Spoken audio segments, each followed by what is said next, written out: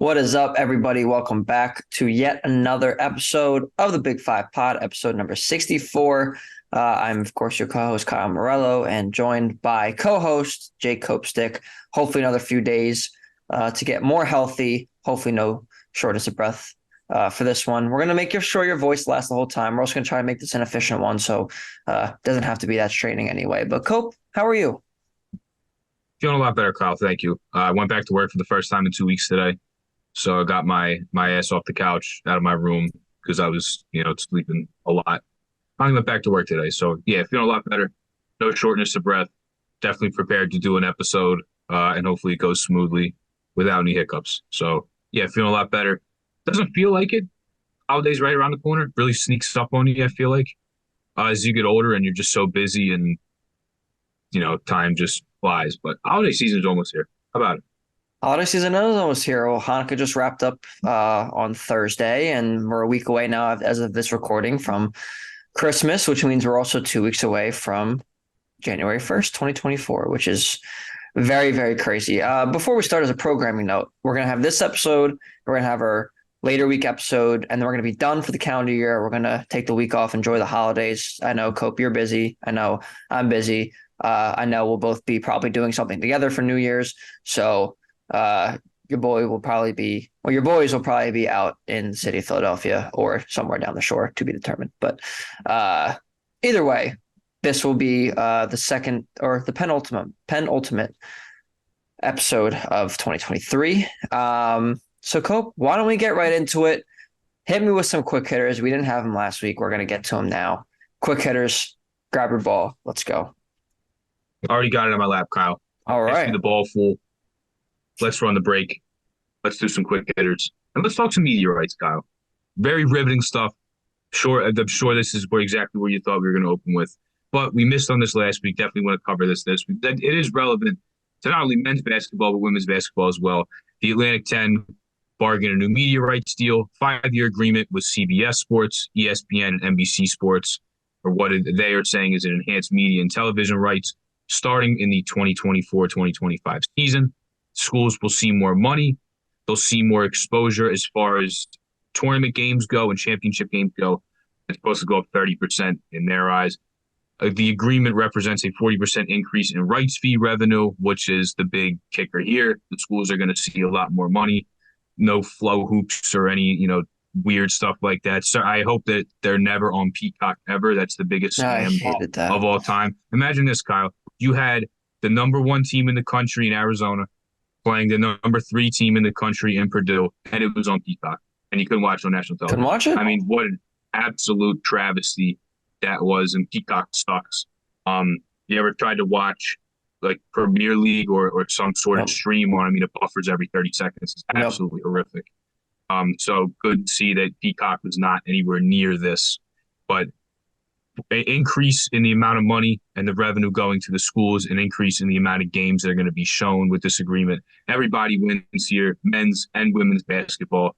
And they're even going to do, how about this, a 50th anniversary celebration of the A10 during the 2025-2026 academic year. So, yeah, pretty cool all around. Everybody wins here. The kicker's the more money.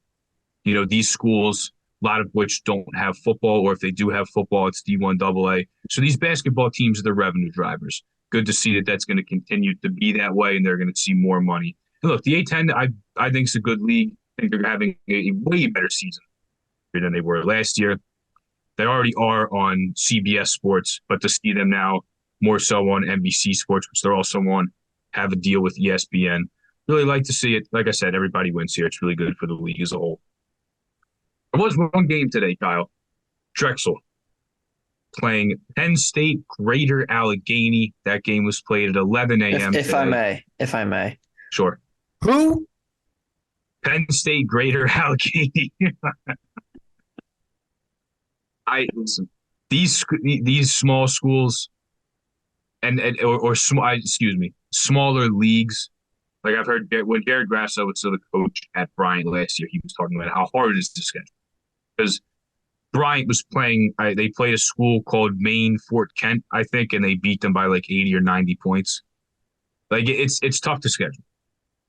It is. So games like this happen. because you need to fill your schedule. You need to fill a certain amount of games. And if you can't schedule D1 opponents, unfortunately, it gets to this, and you start scheduling satellite schools. We saw Penn play Fairleigh Dickinson, Florham Park. It happens. I'll cut to the chase here.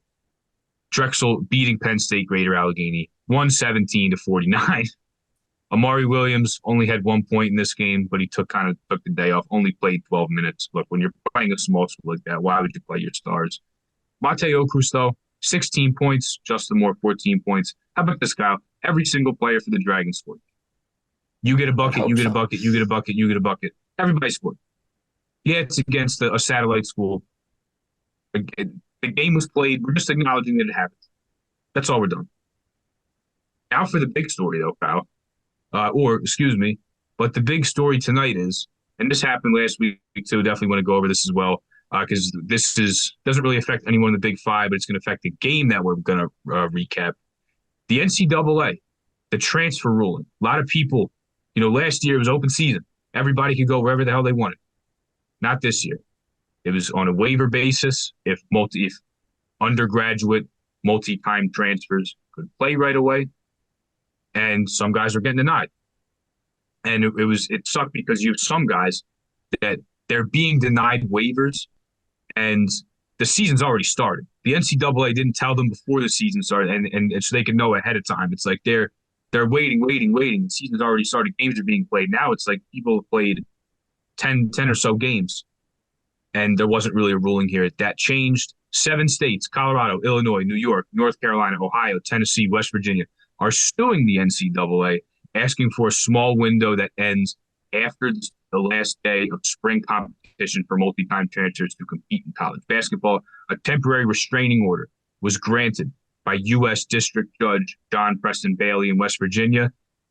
The period that those states are asking for, he granted them an 11-day temporary restraining order, a period in which the transfers previously not allowed to play and now participate in games. However, the NCAA then said, if your players that were deemed not eligible and now are eligible during this period, if they play during this temporary restraining order, they are using a year of eligibility if we decide that they can't play after the window's over. But there's a motion being filed that asks for a hearing on the restraining order set for December 27th, the last day of this 14-day temporary restraining order, to be canceled, and that the case be set for trial no sooner than the last day of competition in the winter and the spring sports seasons, which means that everybody not eligible that's playing now can finish out the season. Everybody gets what they want. Last thing, though, the lawsuit, which alleges the NCAA transfer rules waiver process violates federal antitrust laws, could have a profound impact on college sports if successful. In quotes here, it seeks to remake collegiate athletics and replace it with a system of perpetual and unchecked free agency. That's basically what's going on with football right now. They just want to bring that to basketball. So a lot going on here. Credit to USA Today for that article. There was so many moving parts. They made it easy, just kind of had a bunch of quotes and bullet points in one area to keep nice and clean and easy to read for you. So shout out to USA Today for all that. But hey, nonetheless, a really big ruling in college basketball, like I said, really doesn't affect the Big Five at all. But so many transfers had to sit this year. All of a sudden, they're now eligible to play, which brings us to our first game we're going to recap from the weekend. Sorry, Kyle, I'm going to take your job here. Temple falling at VCU 87-78.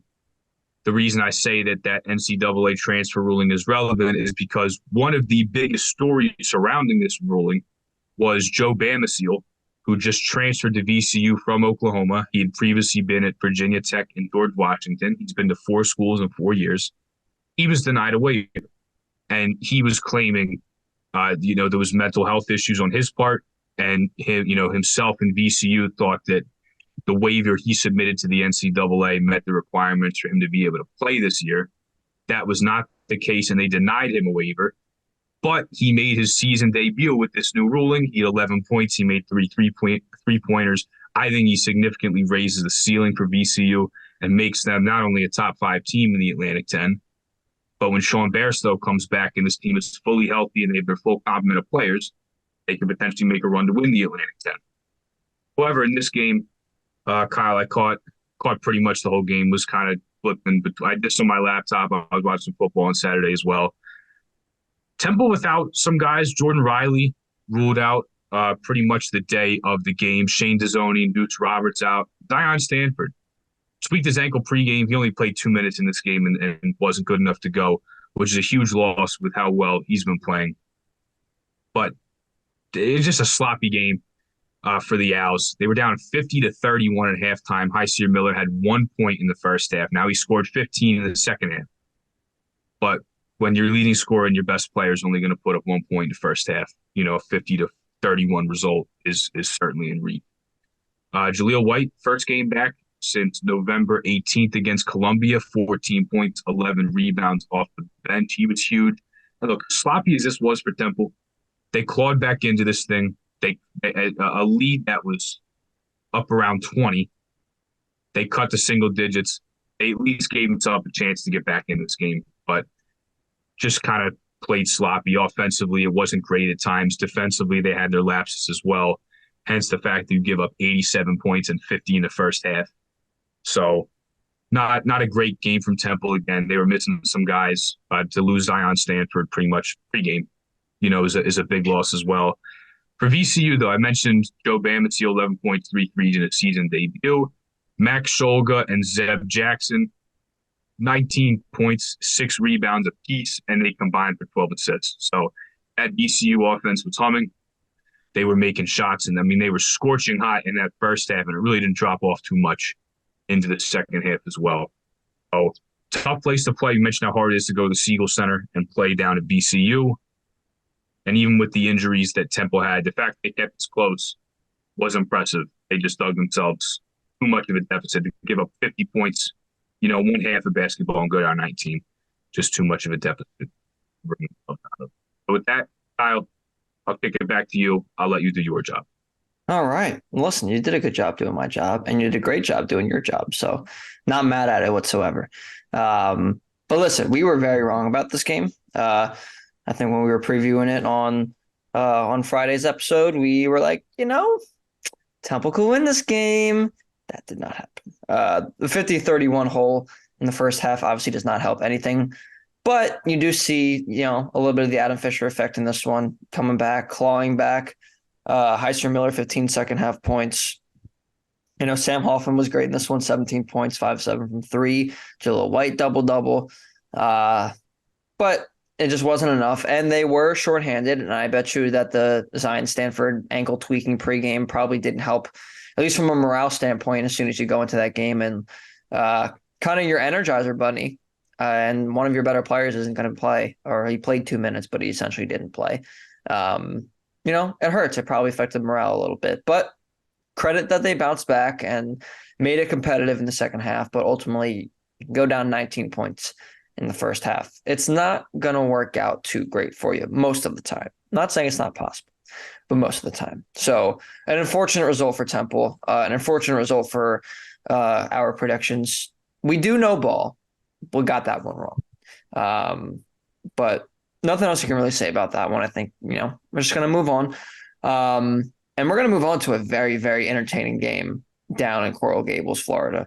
Number 24, Miami, beating LaSalle 84-77. LaSalle was down as many as 18. They got it all the way back to 4 in the second half.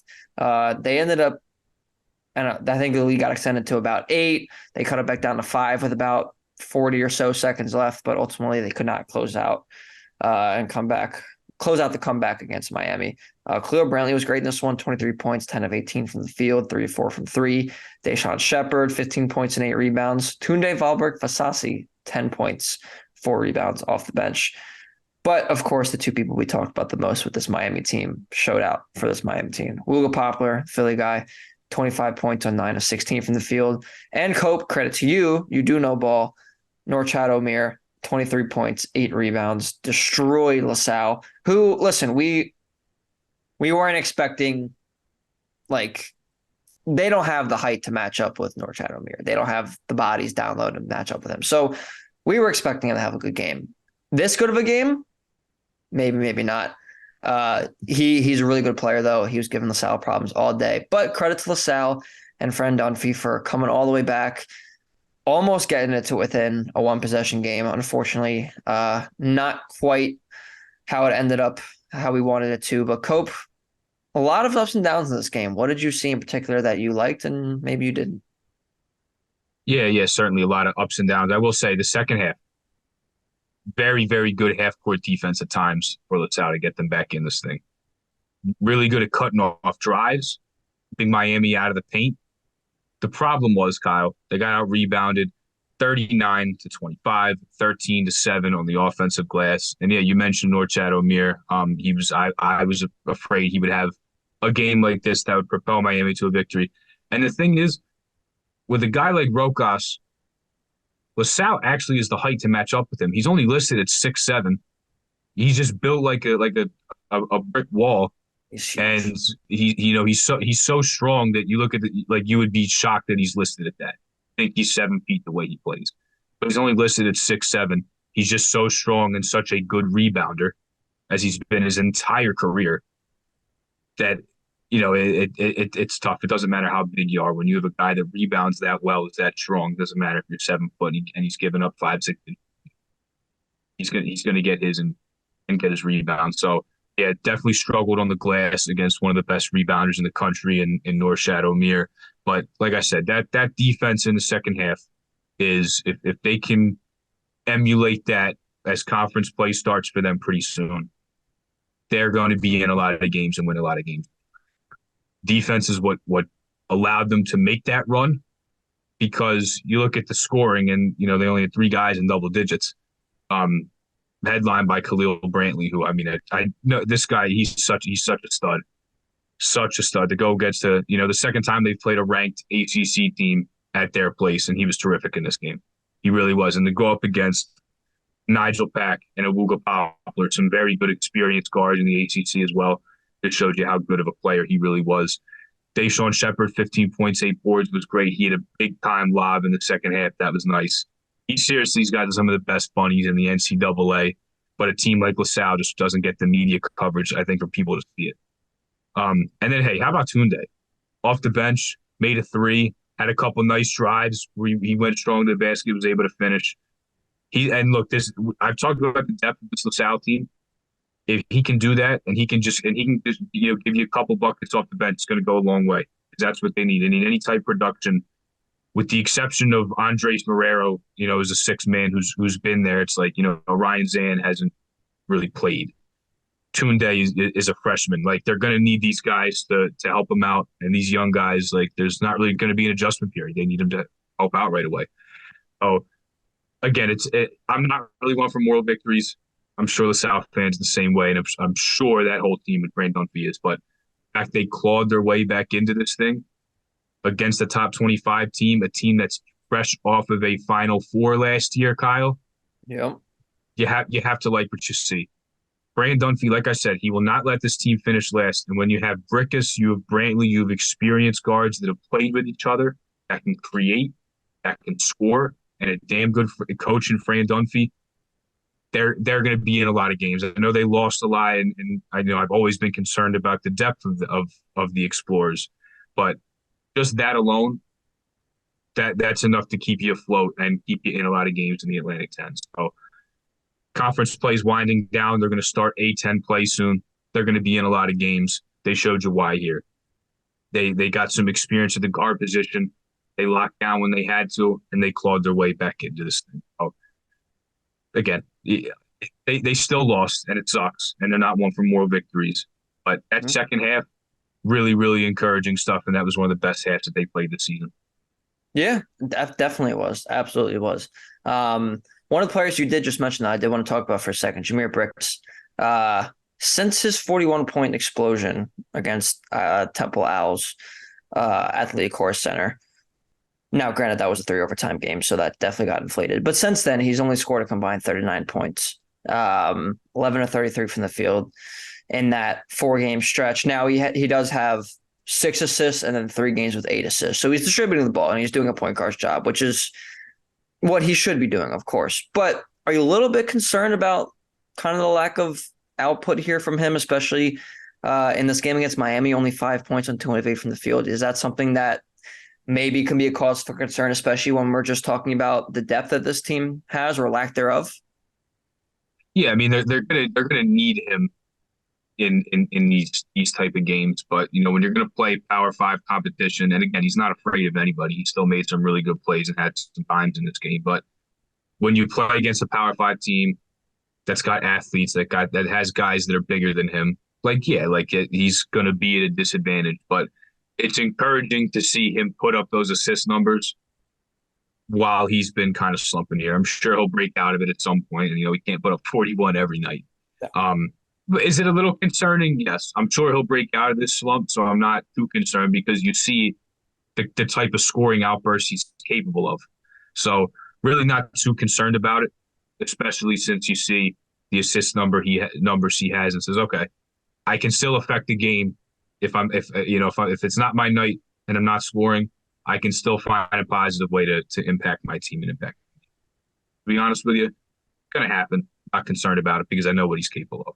Yeah, absolutely. And also, too, I was just looking at his stats again. 3 steals in each of the last 2 games, which is really good on the defensive side. Yeah, I mean, it stinks that he's not scoring because you can't just rely on Brantley and Deshaun and whatever combination of Deshaun Shepherd and Andres Marrero and Rokas or whoever. You're going to need Brickers to score, but at the same time, he is distributing the ball. He's playing good defense. It's something you can definitely be satisfied with, but also still want a little bit more on the scoring side because you need that. Ultimately, points do win games. Does wins games. Wow, English. Okay. Anyway, moving on to another A-10 team. St. Joe's defeating Iona 83-58. This one at UBS Arena, of course, game we were supposed to be at. Unfortunately, we did not attend, but we'll have to get to UBS sometime. But as for Joe's, they're at 45-22 at halftime. Just an incredible game shooting wise. Eric Reynolds, the second, 26 points, 4 rebounds, 4 assists, 7 of 10 from the field, 6 of 8 from 3. Very efficient game from him. Cameron Brown showed up for the first time since the Kentucky game. 17 points, 6 of 11 from the field, 5 of 9 from 3 from him. The biggest difference in this game was the shooting percentage discrepancy. St. Joe's shot 52% from the field and 50% from 3. Iona, 27.7% from the field, 23.3% from 3. So, believe it or not, Cope, you do need to put the ball in the basket in order to score points, especially to have more points than your opponent. Also, another way is probably stopping them from making said baskets. So, St. Joe's did a good job. On the flip side of that, on both facets of the game here. And listen, they're rolling right now. They are absolutely rolling. They are consistently being talked about as one of the top 10 to 15 mid-major teams in the country, which we knew that they were going to be good. I don't know if we knew they were going to be this good, especially when 4 of those mid-major teams are ranked. Cope, the Hawks keep rolling. What do you got to say about them? Yeah, so I saw this coming a little bit because you look at how hot you talk about St. Joe's is, the camaraderie they have, the experience they have together, the upperclassmen they have, the D1 experience, and they're playing against Iona that was ravaged, not only by Rick Pitino leaving, but they only had one guy stay from the transfer portal, Najborn Chima. The entire team is new. Of course, they bring in Tobin Anderson from Fairleigh Dickinson that beat Purdue, but you have a team, and not only, Iona is a brand new team, they play quite a bit of freshmen, including Sultan Adewale, who played at Newman Goretti, as a guy who played in the Catholic League. But they're just so young. This team's still gelling. They're 4-7 on the year, and Iona is one of the best mid-majors. It's one of the best programs on the East Coast. They're undergoing a change right now, coaching-wise, with a whole new roster. They're still kind of gelling against a team in St. Joe's where, these guys have a season under the impact players on this team have a season or 2 under their belt playing with each other. They have that cohesion that a team like Iona doesn't have. So I kind of saw this coming a little bit. I don't think I saw it coming quite like this, where it was just a wire-to-wire domination. Because, hey, last year, Tobin Anderson's Fairleigh Dickinson Knights came in there. It's a Hagen Arena. and they beat him and they put up 90 some points on him. Yeah. So, with that still kind of fresh in my mind from last year, I thought the Gales could at least keep it close. But Iona right now, they're not on that level that we know them to be. And St. Joe's, like I keep harping on the experience, the cohesion that they have, they're in another echelon than the Gales right now. The Hawks are one of the best mid-majors in the country, and Rick Pitino, while he was the coach there, had Iona.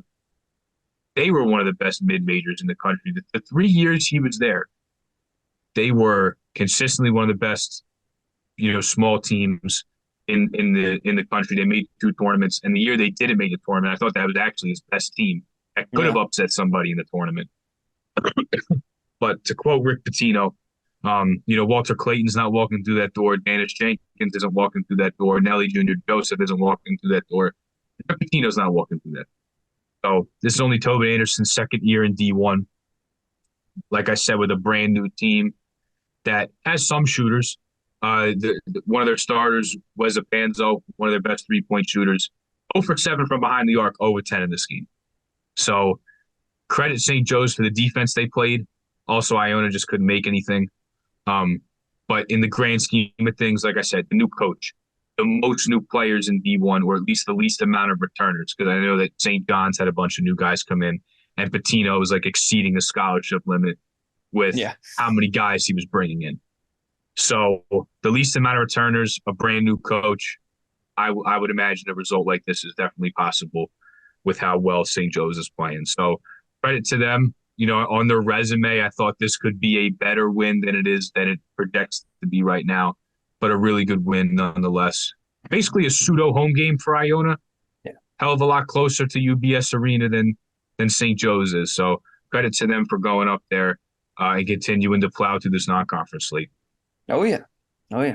And listen, I don't think there needs to be any more said. So we're gonna move on to another dominant victory for a Big Five team. Obviously, we talked about Drexel playing Penn State Greater Allegheny, which I still can't believe is a real school. But they did play a real school that I've heard of and that's been in NCAA tournaments, and that would be Albany. And they beat Albany 71-52 on Saturday. Not a ton really of note in this one. Amari Williams had a double-double. Tell me if you heard that one before. And Mateo Okros, 10 points, 2 of 6 from 3. Nobody else in double figures for the Dragons. This is another one of those games that we just talked about, like with St. Joe's, where they just played, and they played well. And there wasn't really any doubt in this one here. So I don't have a ton on this game. I did not watch this game. I'm going to be honest. I was watching football. Cope, do you have anything to add about this Dragons dominant victory? Yeah, I'm not going to lie to you. I did not tune into this one either. Between still kind of recovering from the pneumonia and football and watching, unfortunately, couldn't even watch St. Joe's besides the highlights because they were on Flow Hoops. So that's fun. Man. Yeah, that's fun when you can't tune into them unless you pay for it. And I guess besides this game, I don't imagine they're going to be on. I don't imagine how much Flow Hoops I'll be watching the rest of the season. But really, besides the highlights, I wasn't able to tune into Joe's. But yeah, it wasn't able to tune into this one either. Not too much of a breakdown here, except for the fact, hey, Mari Williams, 14 points, 11 rebounds, only needed 22 minutes to do it. Good day at the office for the big fella. But yeah, I was able to watch Miami LaSalle, and because they were on national TV, was able to watch Temple VCU because they were on ESPN Plus. And then it's like, yeah, when you have to go to Flow Hoops to watch these games, like, the hell, man. You don't want to do that. No, subscriptions. You want me to buy Peacock? You want me to buy Flow Hoops? We're already playing for ESPN Plus. I mean, it's a lot. Yeah, it's a lot.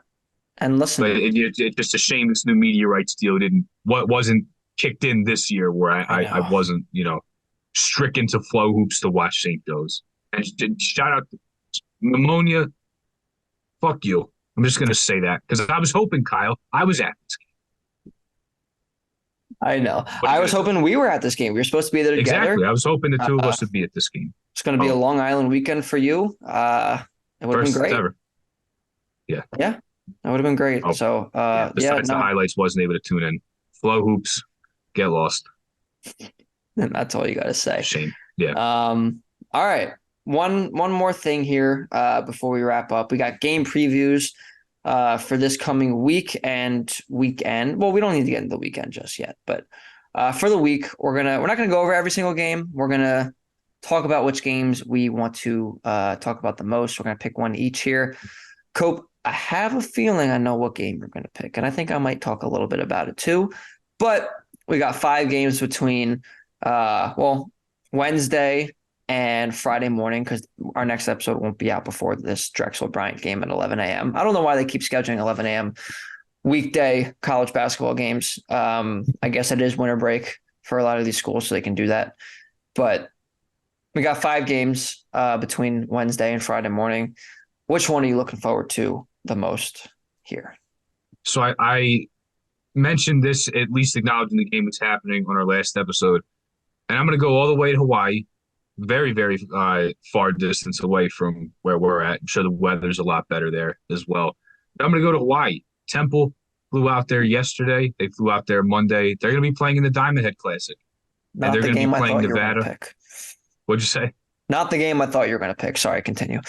Well, Villanova's got a good one that we can touch on as well. But I'm actually excited for Temple because they could potentially play Nevada and maybe TCU as well. Like they could see some pretty quality opponents here.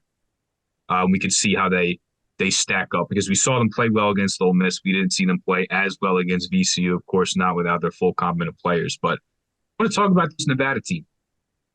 4th year under Steve Alford, signed a 10-year massive contract when he signed to be the head coach at Nevada.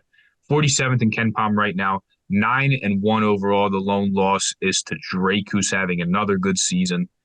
But this Nevada team, Kyle, one of the most experienced in Division I. In terms of D1 experience, over 3 years average for the team. That is good for 7th in the country, and it's led by their 2 guards, Jared Lucas and Keenan Blackshear, 2 transfers into the Nevada program.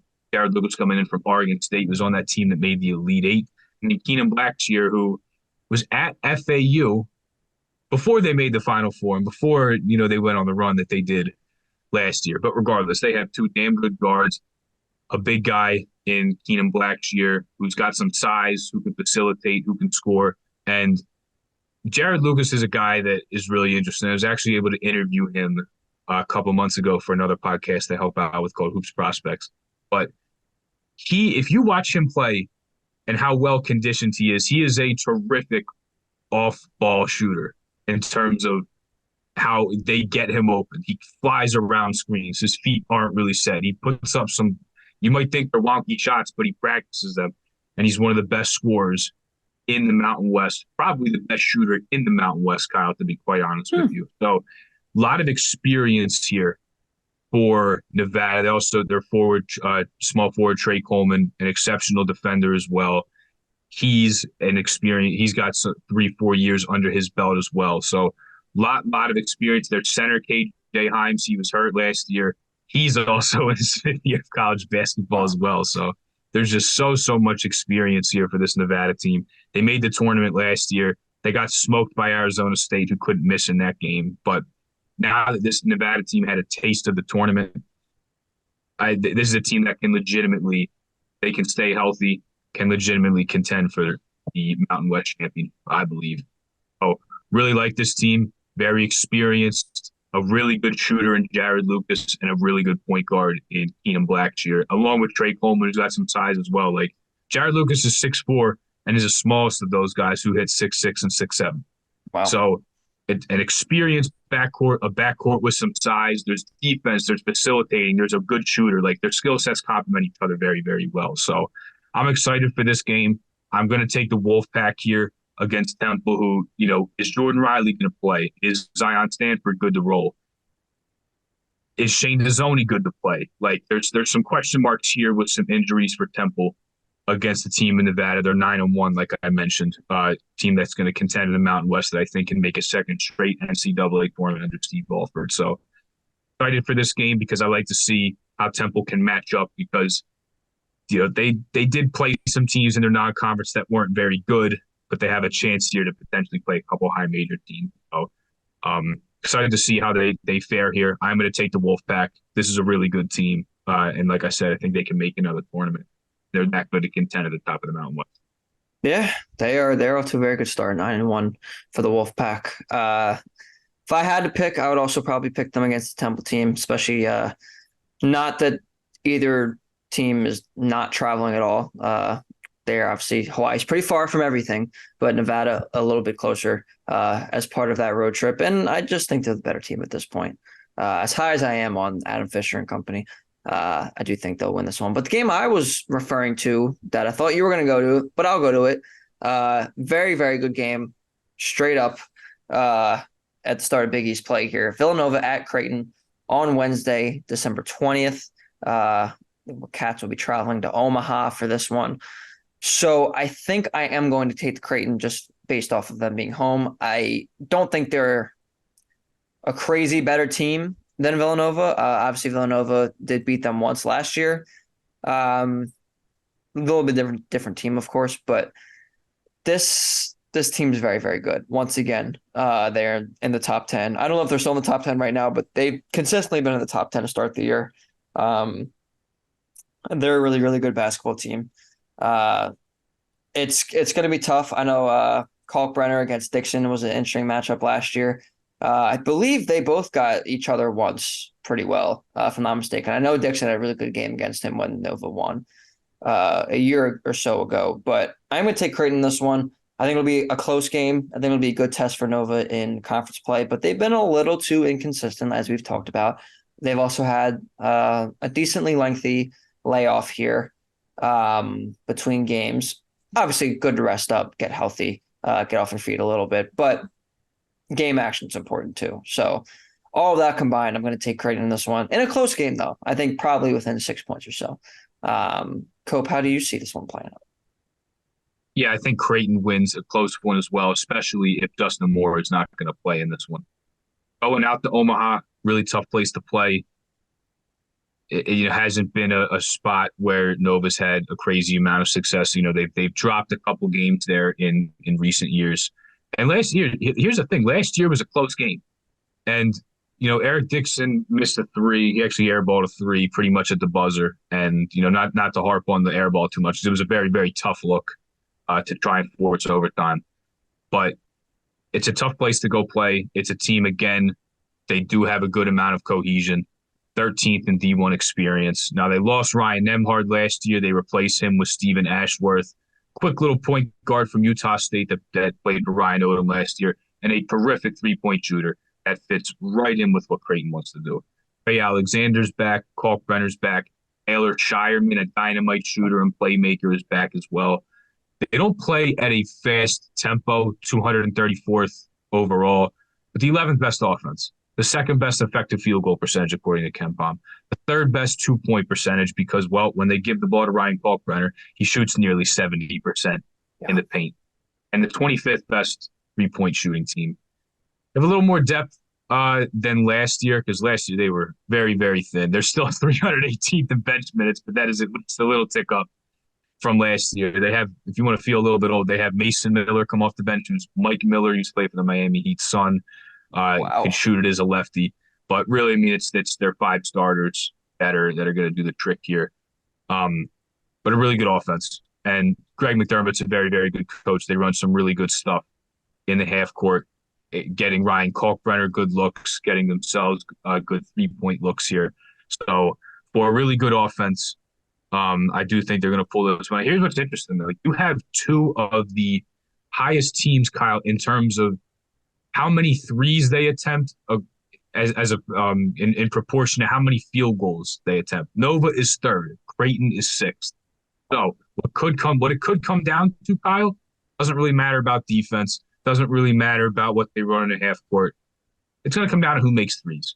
A lot of threes are going to be put up in this game. You've seen Nova do it a bunch of times. It might just be a high variance game where it's like, okay, it's just going to come down to who's able to make their threes. Because the last time I saw Creighton play, they played UNLV in a semi-away game in Henderson, Nevada, right out, not too far from the Strip in Vegas. And they handled them. UNLV, who lost to Southern at home by double digits to start the season, handled them in the second half because Creighton wasn't able to make their threes. So it's just what it comes down to sometimes, who's going to make enough shots.